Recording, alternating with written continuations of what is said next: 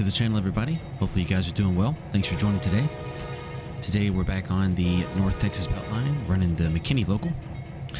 This local is a very fun one, very busy. Here in a second I'm going to pull up the switch list so you guys can see what I'm talking about. But this local runs exclusively from McKinney Yard, which is on the west end of the layout.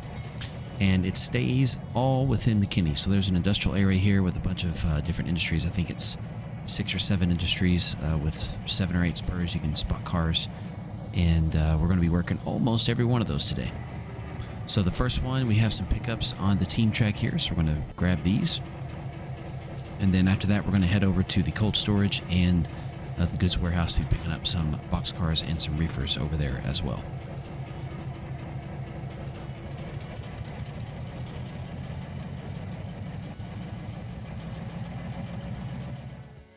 All right, here's the switch list. This shows a lot of our pickups on the left until you get down to yard track 0. Those are pickups from the yard, which are actually going to be set outs at industries. Here's some more. And then lastly, we finish up with our set outs into the yard tracks from the cars we pick up here in town. So these scenes I'm going to go ahead and speed up just because if I didn't, we'd be here for about 2.5 hours. And some of you would like that, and most of you probably wouldn't. So I'm going to speed it up. But here we are going to the goods warehouse. We have to grab all the cars here at the goods warehouse and shove back to grab the cars at the cold storage, which is here. Even if you don't take all the cars from the goods warehouse, you have to initially grab them all, and then you can always put them back later. I do believe, though, that this time we are picking all of them up.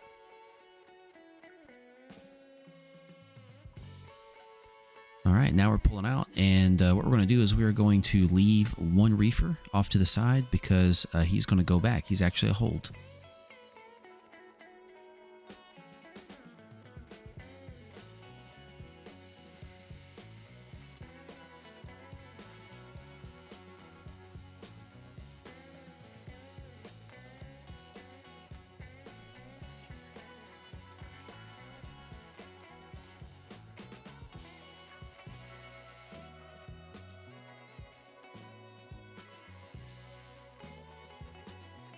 So the 3 reefers we left in the back, those 3 are actually pickups. We're going to go back and grab those, and this reefer that we're putting back on the track right now is the one that's going to stay here. The reason we're putting it back on the track we just came from is because we're actually going to need to go down the track where we have those 3 reefers, as that's kind of the lead to the rest of the industrial area, so we're going to have that track clear.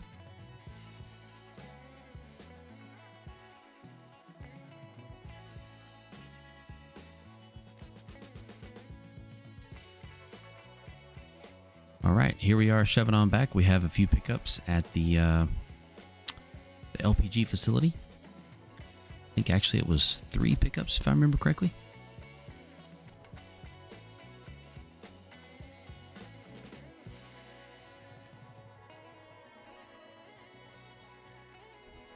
I guess it was 2.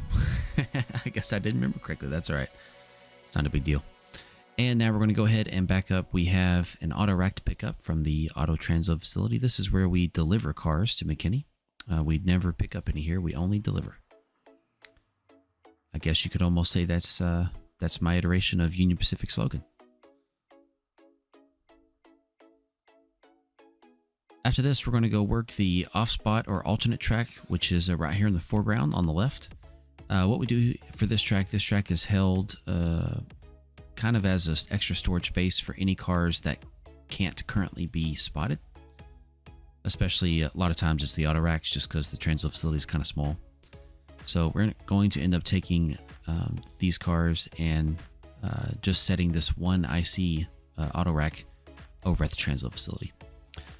In JMRI, this is called the Dodge off-spot track, just because it's also a part of the lead that serves Dodge Scrap, which is way back there in the background.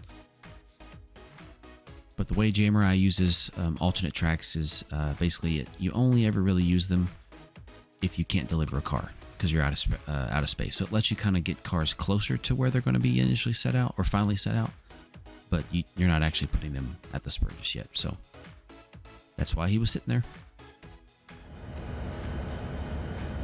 All right, now we're heading back to the yard to sort out all of our pickups here.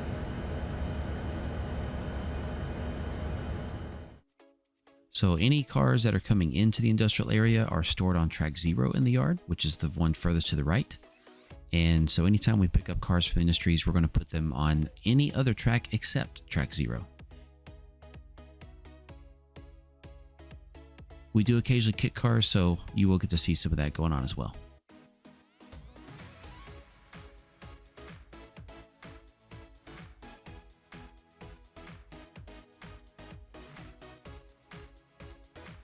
Technically, it is the yard crew that runs this local, so if we were having a multiplayer session and I had a train coming into McKinney Yard and the yard crew was currently working this local, I would either have to ask them to stop and work the yard, or I would have to ask the road crew to come in and work the yard, whichever would be necessary under the circumstances.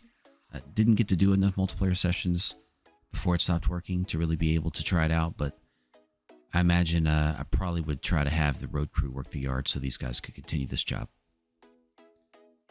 This is the last job in McKinney Yard for the day, so once we finish doing our pickups here, which we're going to go get off of track 0 right now, or actually our setouts, sorry. Once we finish doing our setouts at the industries, then there's actually no more action in McKinney Yard for the rest of an operating session.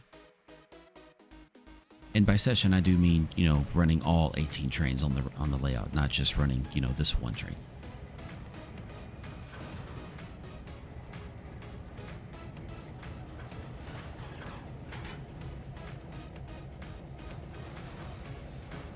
Track 0 being the longest in the yard, it does get pretty full. I do imagine that in real life, these two SW1500s might have a hard time pulling, 35 cars. I don't know. Maybe they would. Just an assumption. I also know that in the real world, you never want to get this close to your end of track, so benefits of having a layout is we don't have to hear the criticism. But we actually needed every little inch of space here.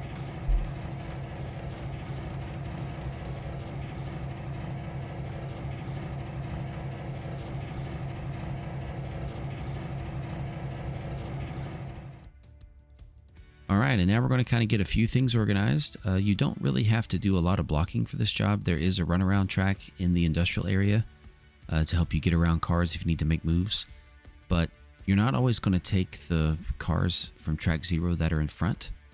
So what you have to do is you have to kind of set out the cars that you're going to be taking with you, and you have to put others back. So we're going to be putting quite a few cars back.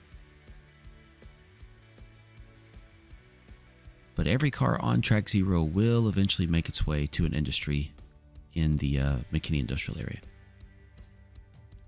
Now, in real life, McKinney does have a few industries. I think last time I looked on the map, it's got 4 industries. One of them is a major industry that gets, I don't know how many rail cars it gets a week, but I know that it has space for about 30 or 35 rail cars, so it's pretty large. The other ones are smaller customers, 3 or 4 rail cars here and there. But nothing quite like what I've created on the layout, but that's the beauty of model railroading, is you can make whatever you want.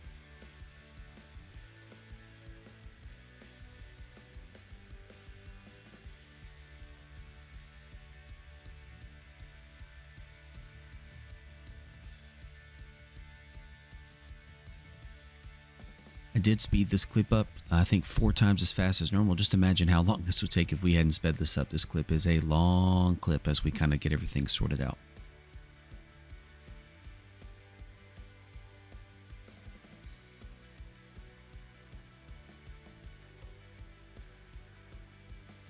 Looks like we're going to be taking a lot of auto racks this time. That does happen.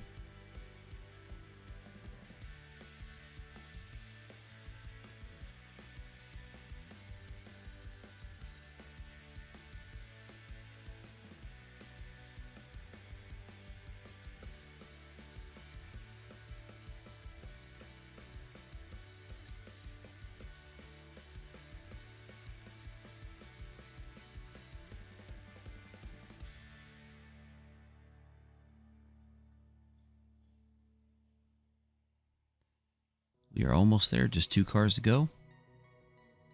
If I remember correctly, I do feel like that CGW car kind of there in the foreground probably was in the very first video I made on this layout. I can't remember. I know there's a Great Northern car over here in just a second we're going to see that definitely was in that first video. It's kind of made its way around the layout by now, which is nice.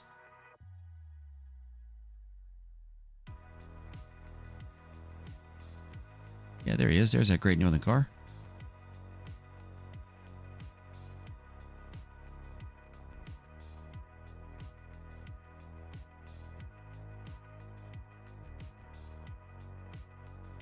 As you can see, this is the second cut of cars that we've pulled off of track 0 in order to try to get to all of our cars that we need, that we're going to be setting out. So sometimes you got to dig really deep back there to get those cars. It's also why I made the lead for this this yard also very long.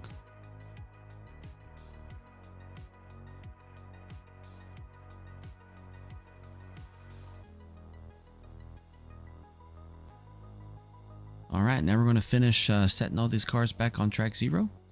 And then we're going to go ahead, head back over to the ladder and grab the cars that we're going to be taking with us and go ahead and start doing our setouts.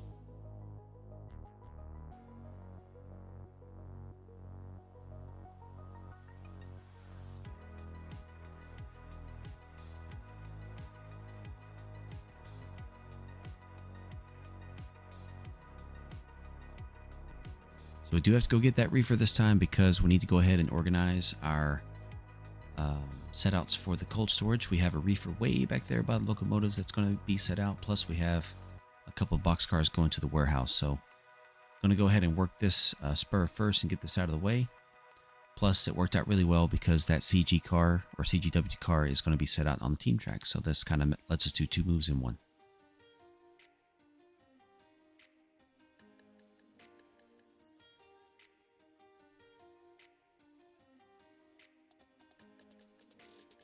All right, now we're going to shove clear so we can get the reefer off to the track on the right.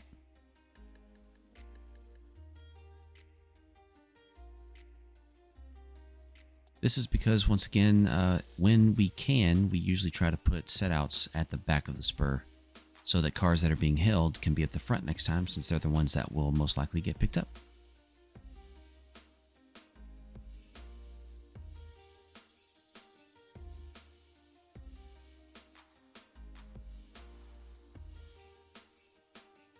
And now we'll go ahead and pull the whole cut forward. That way we can grab the reefer on the back and then we will shove him all the way in.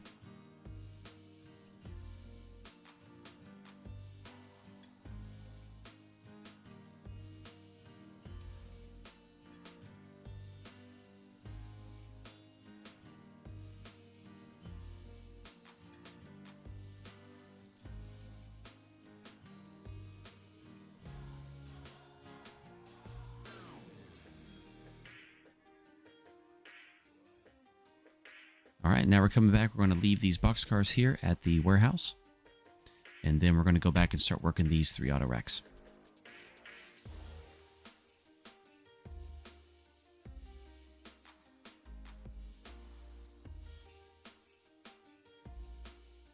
I do believe that we have 2 of them are going to be set out to the Trainz facility, and I believe that one of them is being set out here on the alternate track. We'll see right now, the time of truth, see if I'm right. Yep, there we go.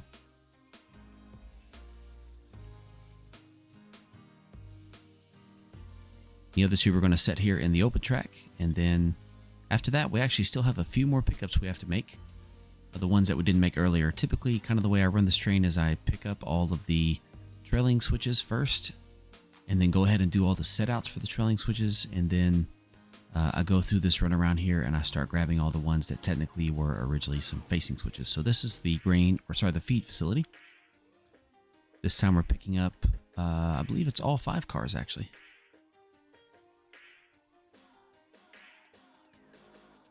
And then the only one left here is Dodge Scrap. So that's where these 2 gondolas are. We're going to grab both of those. Now this particular time we did not actually have any setouts at these 2 facilities, so we're just grabbing and going. And then we're going to go ahead after this and head back to the yard to sort these cars.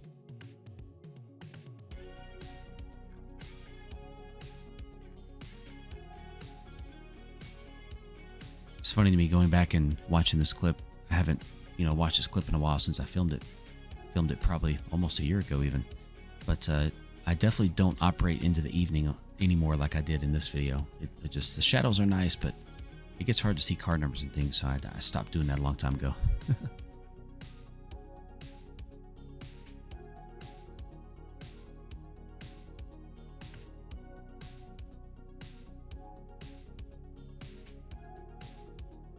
All right, now that we've got everything back organized, we're going to go ahead and shove clear so we can head back out to the yard.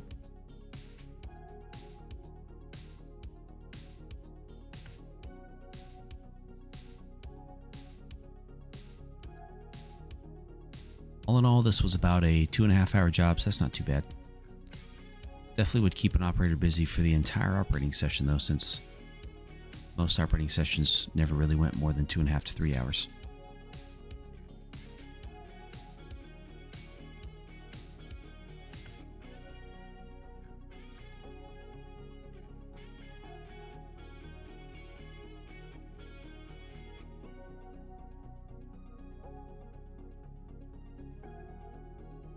With those cars being set out in track 2 there, those are going to be picked up by the DG&O next time it runs, which is going to be several videos from now, actually, since we've already run that train this time around.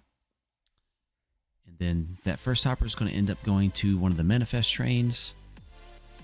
These two Brunton Northern hoppers look like they're going to go to DG&O as well.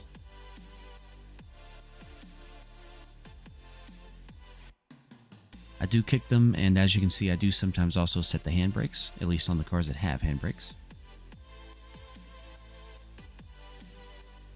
Go ahead and get everything sorted out here, and we'll make our final move, and then we'll go ahead and put the locomotives back. So if you made it this far, just wanted to say thank you for watching. Thanks again for tuning in, and just appreciate all the support and all the encouragement. Stay tuned for more videos. I've got a full round of videos coming out next week. Eventually have another JMRI video. I had a viewer ask me a question that I'm going to make a short video about as well. That'll come out on Monday. And then we're going to have a Brighton Branch video and another video on the Coxswain sub to show off some of the new development I've done in the city of Coxswain. So lots of good stuff to stay tuned for. Thanks again. Make sure to like, comment, share, and subscribe. And we will see you guys next time.